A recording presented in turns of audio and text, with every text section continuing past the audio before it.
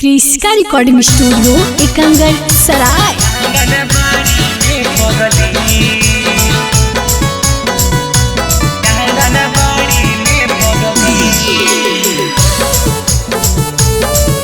Presented by Kriska films.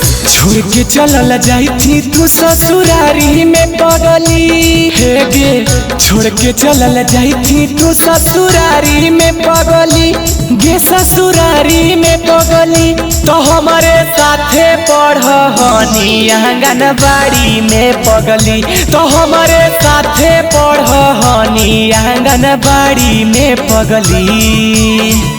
खाहनी खिचड़ी आए के थारी में पगली गे, हमारे थारी में पगली तो जहिया पढ़नी साथे आंगनबाड़ी में पगली, तो हमारे साथे पढ़नी आंगनबाड़ी में पगली।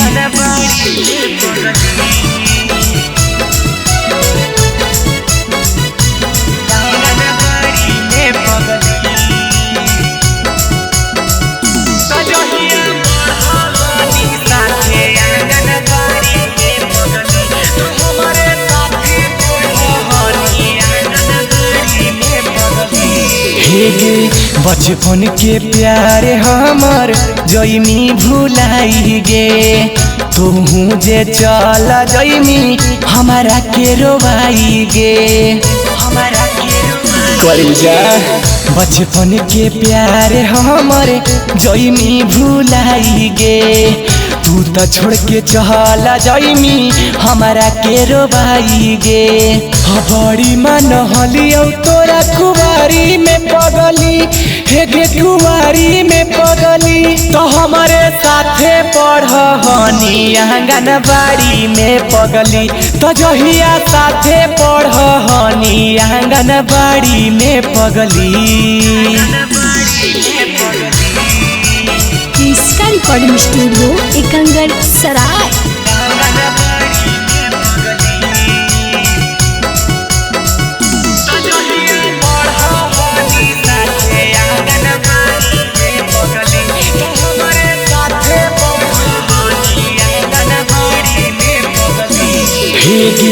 आज कहाँ छोड़ के चलल जाएंगे करे जावा, हमारा के छोड़ के सुतमी दूसरा के से जावा